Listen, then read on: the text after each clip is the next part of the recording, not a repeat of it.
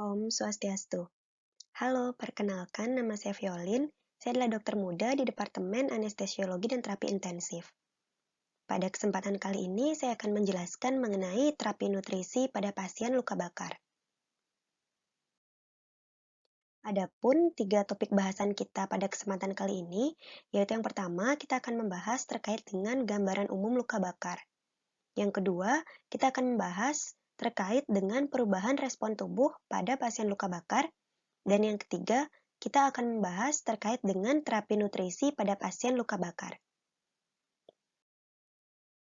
Baik, langsung saja untuk pembahasan yang pertama, yaitu gambaran umum luka bakar. Luka bakar merupakan suatu kerusakan ataupun kehilangan jaringan yang disebabkan oleh kontak dengan sumber yang memiliki suhu sangat tinggi. Menurut data WHO, bahwa wanita di Asia Tenggara memiliki prevalensi luka bakar yang tertinggi, yaitu dari 27% angka mortalitas global, hampir 70%-nya merupakan wanita yang berasal dari Asia Tenggara. Menurut studi di tahun 2016, ditemukan bahwa terdapat beberapa penyebab utama pada kasus-kasus luka bakar, yang dibedakan pada pasien dewasa dan juga pasien anak-anak. Untuk pasien dewasa, penyebab paling banyak di sini yaitu akibat api sebanyak 53,1%, diikuti oleh air panas yaitu 19,1%, listrik 14%, akibat kontak 5%, dan akibat trauma kimia sebesar 3%.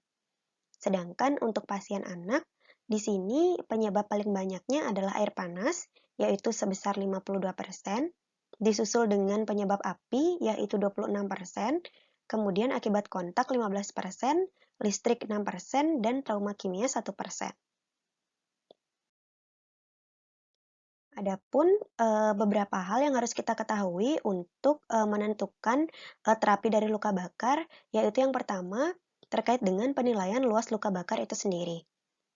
Dengan menggunakan prinsip Rule of Nine, yaitu kita dapat menilai area luas luka bakar dengan cara membagi luas permukaan tubuh menjadi multiple 9% area, kecuali di area perineum yang diestimasi menjadi 1%.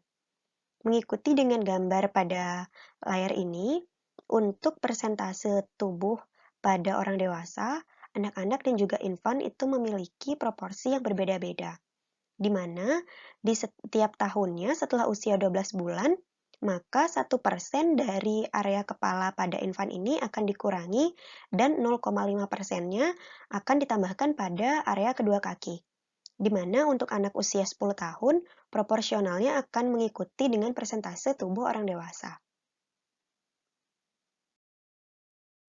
Berikutnya adalah penilaian luas luka bakar menggunakan prinsip Palmar Area. Untuk prinsip Palmar Area ini, yaitu menggunakan jari dan telapak tangan yang dianggap memiliki 1% dari total body surface area atau TBSA.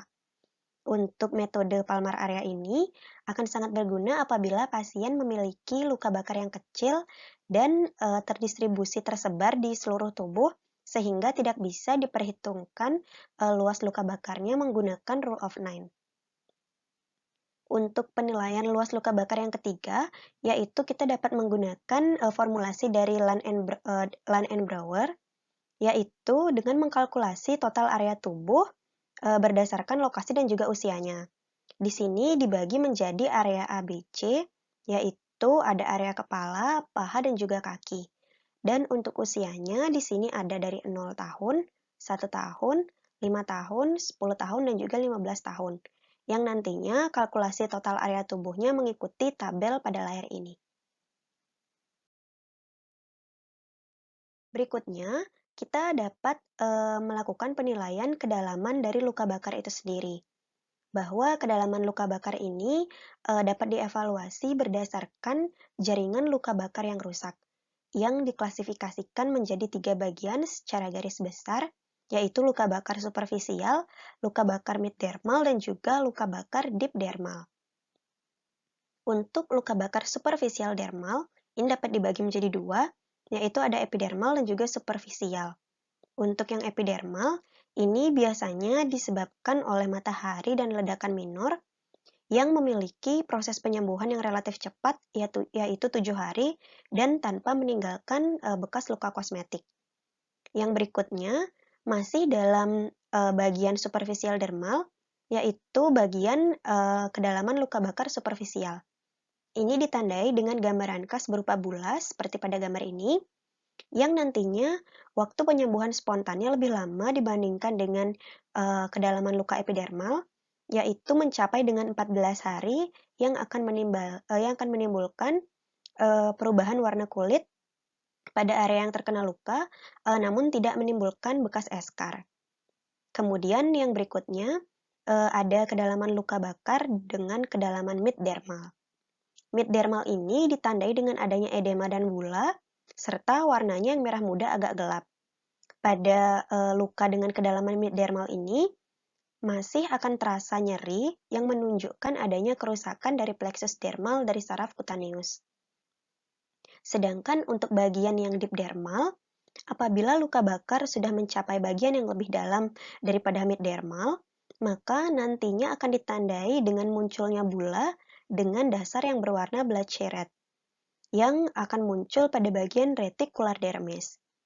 Pada luka tingkat kedalaman ini, maka penyembuhannya tidak dapat sembuh spontan dan nantinya bekas luka bakar akan menimbulkan eskar.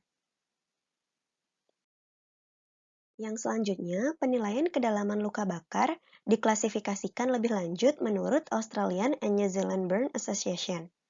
Yaitu di sini menurut kedalamannya, luka bakar dibedakan menjadi luka bakar epidermal, superficial dermal, mid-dermal, deep dermal, dan juga full thickness.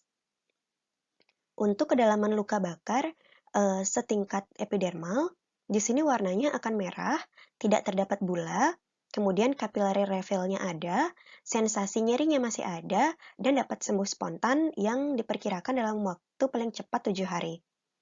Kemudian untuk tingkat kedalaman setinggi superficial dermal, di sini warnanya akan merah muda pucat dengan bula yang kecil, capillary refill-nya masih ada, sensasi nyeri masih ada, dan untuk tingkat kesembuhan dapat sembuh spontan dalam waktu paling cepat 14 hari.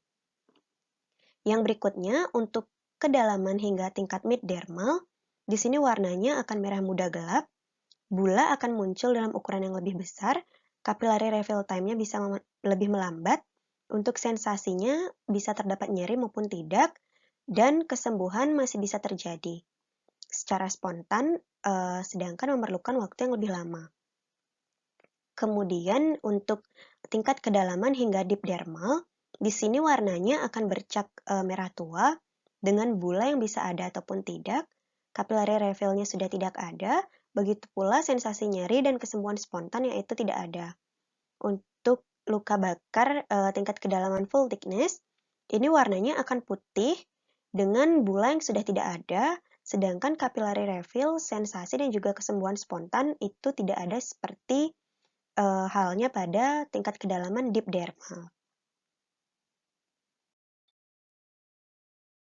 Yang berikutnya, luka bakar juga dapat diklasifikasikan menjadi derajat ringan, derajat sedang, dan juga derajat berat, yaitu di sini dibedakan berdasarkan TBSA-nya.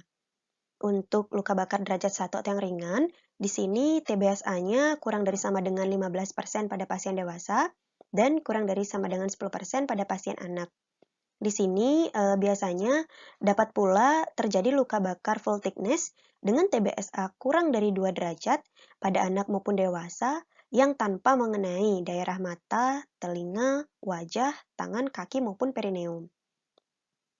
Yang selanjutnya, yaitu luka bakar derajat sedang, ini TBSA-nya tentu lebih tinggi daripada yang derajat ringan, yaitu apabila mencapai 15-25% pada pasien dewasa, dengan kedalaman luka bakar full thickness yang kurang dari 10%, kemudian untuk TBSA 10-20% pada luka bakar partial thickness pada pasien anak yang kurang dari 10 tahun dan dewasa yang lebih dari 40 tahun. Dan untuk TBSA yang kurang dari 10% hingga 10% dengan luka bakar full thickness pada anak maupun dewasa tanpa masalah kosmetik itu juga dapat dikategorikan menjadi derajat sedang. Kemudian untuk derajat berat, di sini apabila TBSA-nya lebih dari 25% pada pasien dewasa atau lebih dari sama dengan 20% pada pasien anak yang kurang dari 10 tahun dan usia dewasa lebih dari 10 tahun. Sedangkan untuk luka bakar full thickness-nya di sini mencapai TBSA lebih dari sama dengan 10%. Kemudian untuk luka bakar yang hingga mengenai mata, wajah, telinga, tangan, kaki, maupun perineum yang sudah menyebabkan gangguan fungsi kosmetik, itu akan langsung masuk ke derajat berat ini. Begitu pula dengan luka bakar akibat listrik, trauma inhalasi, ini juga akan langsung masuk ke derajat berat atau derajat 3. Kita akan masuk ke pembahasan yang kedua, yaitu terkait dengan perubahan respon tubuh pada pasien yang mengalami luka bakar. Yang pertama, kita akan bahas terkait pembentukan edema dan juga respon kardiovaskular.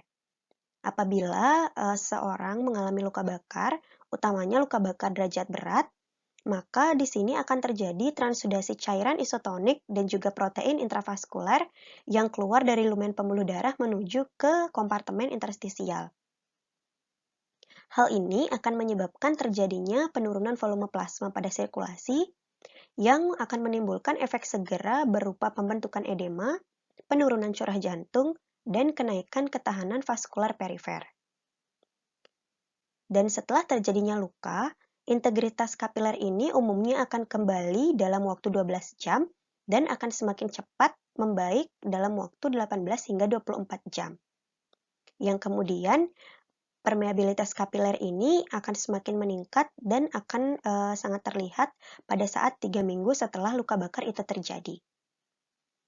Sedangkan untuk respon kardiovaskular pada pasien luka bakar, yaitu pada fase akut, yaitu segera setelah terjadinya luka bakar sampai 48 jam, akan terjadi penurunan aliran darah ke jaringan dan juga organ akibat dari terjadinya hipovolemia.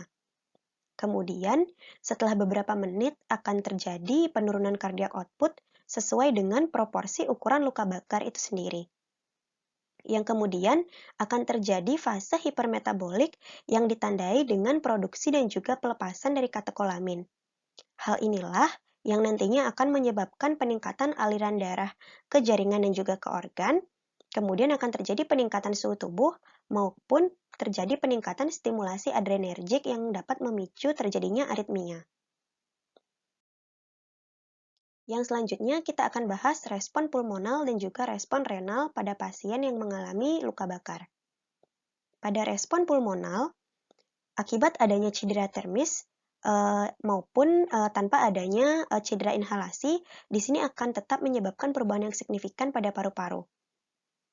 Akibat adanya proses inflamasi dan juga peroksidasi lipid yang terjadi pada periode awal dari fase luka bakar akan terjadi akibat adanya oksidan, khususnya adanya terbentuk radikal hidroksil. Kemudian, pada pasien luka bakar tersebut akan dapat berkembang menjadi acute lung injury atau bahkan pasien dapat mengalami perburukan menjadi acute respiratory distress syndrome yang pada akhirnya apabila tidak mendapatkan penanganan yang adekuat, pasien akan jatuh kepada fase respiratory failure. Sedangkan untuk respon renalnya, di sini selama fase akut akan terjadi penurunan aliran darah renal dan juga GFR. Kemudian nantinya penurunan aliran darah renal dan juga penurunan laju filtrasi glomerulus ini dapat diukur dari clearance kreatinin. Setelah fase akut terjadi, akan diikuti dengan munculnya fase hipermetabolik yang ditandai dengan peningkatan dari clearance kreatinin yang menggambarkan bahwa aliran darah dan juga GFR sudah meningkat. Yang kemudian fase tersebut akan tetap menunjukkan kondisi tubular yang kurang optimal. Akibat adanya pengurangan volume darah dan cardiac output itu nantinya akan menyebabkan penurunan aliran darah dan juga GFR yang pada akhirnya dapat berkembang menjadi gagal ginjal akut apabila pasien tidak menerima penanganan yang adekuat pada fase akut. Yang berikutnya, kita akan membahas terkait dengan respon gastrointestinal dan metabolisme pada pasien yang mengalami luka bakar. Untuk respon gastrointestinal, yaitu pada pasien luka bakar akan terjadi perubahan aliran darah ke saluran cerna. Dan kondisi ini akan ditandai dengan adanya atrofi mukosa, perubahan absorpsi digestif, dan peningkatan permeabilitas intestinal. Kondisi ini akan menyebabkan terjadinya penurunan aliran di sirkulasi splagnicus yang akan menyebabkan terjadinya iskemia pada mukosa saluran cerna. Oleh sebab itu, akibat adanya disrupsi mukosa saluran cerna, nantinya mukosa lamina muscularis dan juga kapiler dari submukosa akan terpapar yang akan menimbulkan adanya kerapuhan dinding pembuluh kapiler sehingga terjadilah perdarahan pada lambung ataupun saluran cerna lainnya.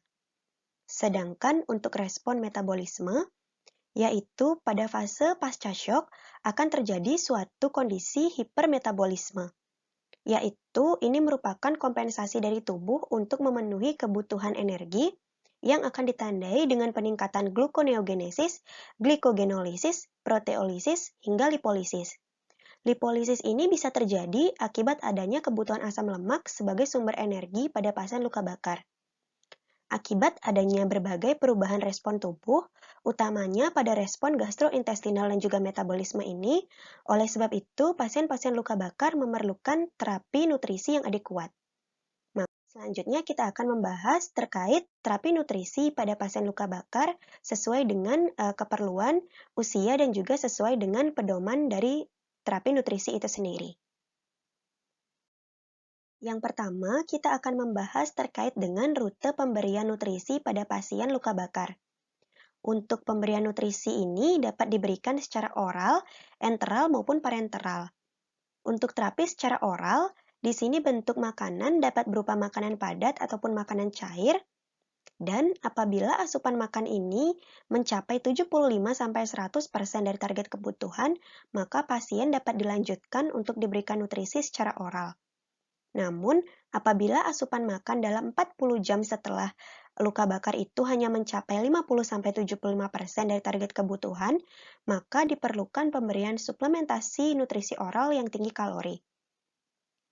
Kemudian yang kedua, untuk pemberian nutrisi dari jalur enteral, di sini diberikan jika asupan pasien kurang dari 50% dari target kebutuhan dalam waktu 48 jam. Maka dianjurkan untuk pemasangan pipa makanan dengan formula yang tinggi kalori.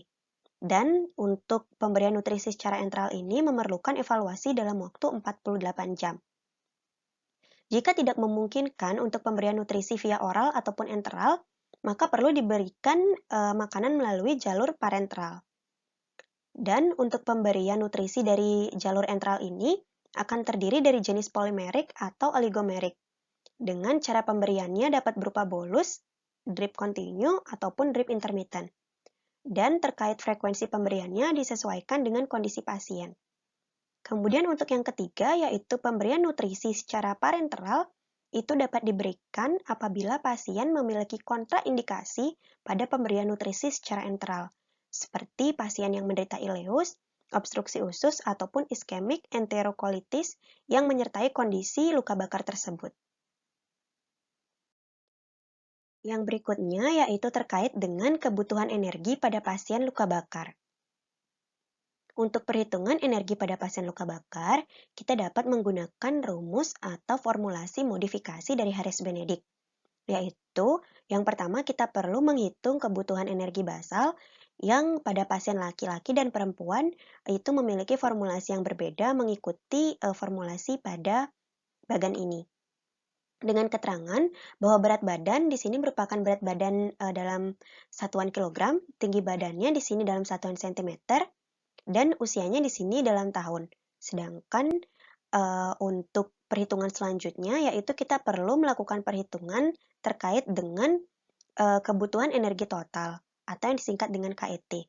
Yaitu kita dapat formulasikan dengan kebutuhan energi basal dikali dengan injury factor dikali dengan activity factor.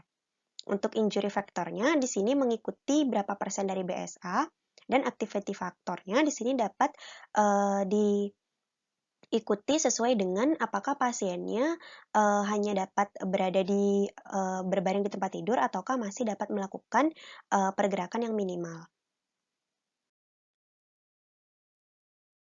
Yang berikutnya adalah perhitungan kebutuhan energi dengan menggunakan formulasi Toronto dan juga formulasi dari Scoville.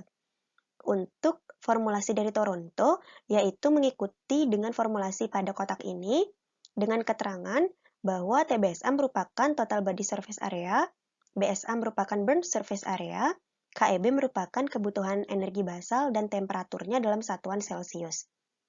Sedangkan untuk rumus Scoville ini digunakan untuk pasien anak-anak, yaitu untuk formulasi pasien anak perempuan dibedakan lagi menjadi usia 3-10 tahun, dan yang kedua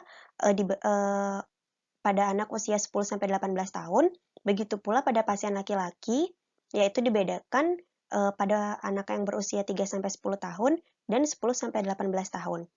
Dengan keterangan bahwa KEB merupakan kebutuhan energi basal yang sudah dihitung dengan formulasi Harris-Benedict tadi, dan untuk berat badannya dalam satuan kilogram, sedangkan untuk tinggi badannya dalam satuan sentimeter.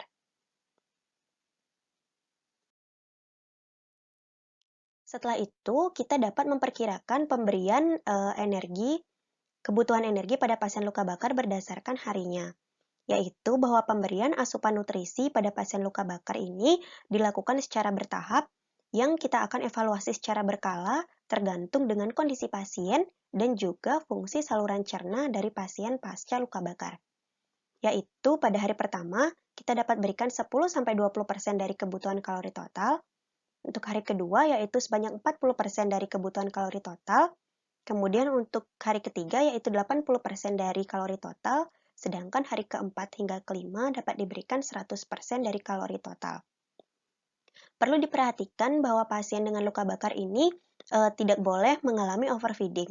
Karena menurut studi bahwa overfeeding ini dapat menyebabkan peningkatan morbiditas akibat dapat terjadinya infeksi ataupun fatty liver infiltration. Dan untuk menilai kebutuhan energinya baik pada pasien dewasa ataupun anak-anak, di sini dapat digunakan kalorimetri indirect yang masih merupakan gold standard untuk penentuan kebutuhan energi. Yang selanjutnya yaitu kebutuhan protein dan asam amino spesifik pada pasien luka bakar. Untuk kebutuhan protein, yaitu sekitar 1,5 hingga 2 gram per kilogram berat badan per hari. Dan menurut literatur, disebutkan bahwa asupan protein yang lebih dari 2,2 gram per kilogram berat badan per hari tidak akan memberikan efek yang menguntungkan pada proses sintesis protein dan penyembuhan luka pada pasien yang mengalami luka bakar.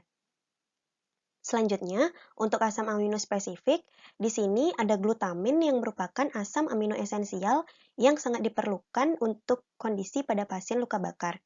Dan glutamin ini merupakan substrat favorit untuk limfosit dan juga enterosit. Dosis yang diperlukan untuk pasien yang mengalami kritis yaitu 0,3 gram per kilogram berat badan per hari selama 5-10 hari. Dan pada pasien anak-anak dengan luka bakar, bahwa pemberian selama kurang dari 3 hari itu tidak akan memberikan pengaruh pada proses penyembuhan. Sedangkan untuk asupan hariannya, di sini disebutkan bahwa 30 gram dibagi dalam 2 atau 3 kali bolus terbukti akan efisien dalam meningkatkan keseimbangan nitrogen.